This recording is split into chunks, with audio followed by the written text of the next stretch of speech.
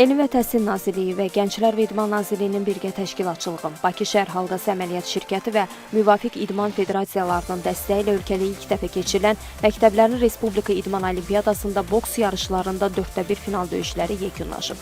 Mərhələnin ikinci günündə 6 çəki dərəcəsində 24 görüşdə 12 qalib bəlli olub. Qələbə qazanan boksçular ən azı bürünc medalı təmin ediblər. Qeyd edək ki, Məktəblərin Respublika İdman Olimpiyadasının boks yarışlarında 32 komandadan 168 idmançı 13 çəkidə qüvvəsini sınayır.